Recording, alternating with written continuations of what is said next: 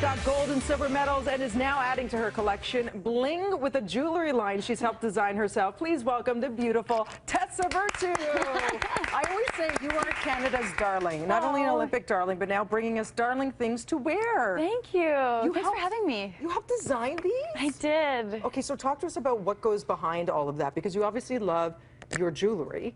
So did you get carte blanche? I did. And that was really important to me. I'm very hands-on.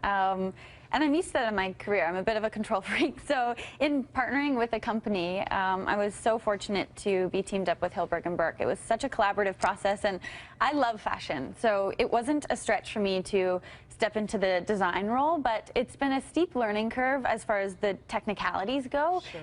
And so interesting to learn, but inspiration came from all different sorts of places. So let's showcase some of them. First of all, I love looking at this whole thing. I see a lot of dainty pieces, which I love because they're timeless, versus sometimes when you get the, you know, those more larger pieces, they tend to, once you've seen them once, you realize the person wore it again and again and again, because they are very standout. They make a statement, right? This is something you can wear every day. You can dress it up, dress it down. Yeah, well, I'm very much, I dress to my mood. So some days I wake up and I want to be edgy, so I'll throw on a necklace like this, a bit of a collar, it's a little bit darker. But often I just want that everyday ease of really delicate, simple pieces, but you can layer them.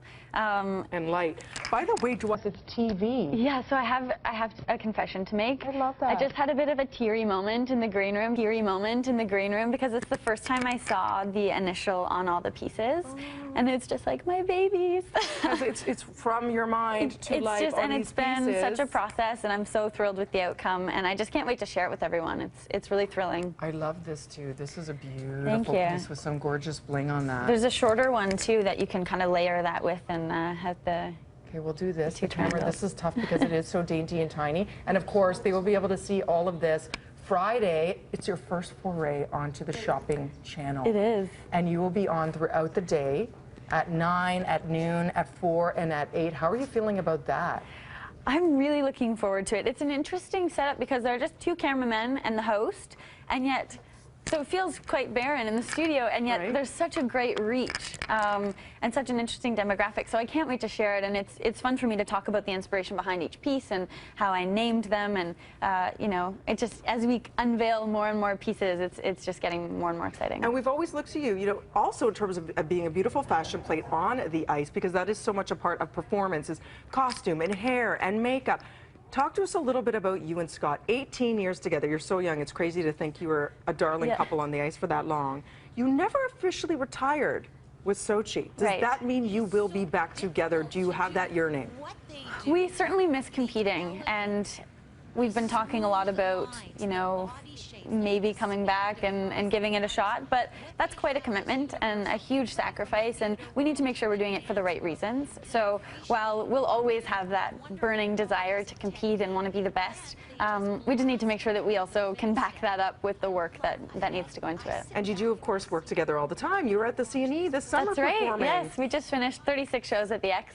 And it was nice to be on the ice together, and really nice to be in one place. Fun to be in Toronto for the whole month. And so beautiful, so talented, gracing the cover of not 1 but 2 magazines. How does it feel to transition into this spokesmodel and model, real life model? Oh my gosh, I wouldn't call myself that, but it's been neat. It's fun to sort of step outside the rink and try new things. And of course, as you said, inspiration for this collection came from so much of my skating career.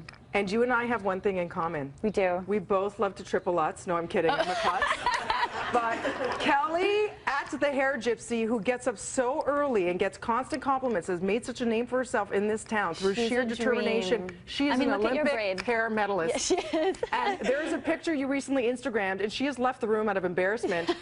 But this is her doing your hair, which you recently were acknowledged for as best hair dressed of the night. She is incredible and so calm, so lovely, so creative. Yay, at the Hair Gypsy for life, everybody. Here's the picture. We're going to leave it on you, Cal, because you're mortified. We love you. Make sure you see Tessa.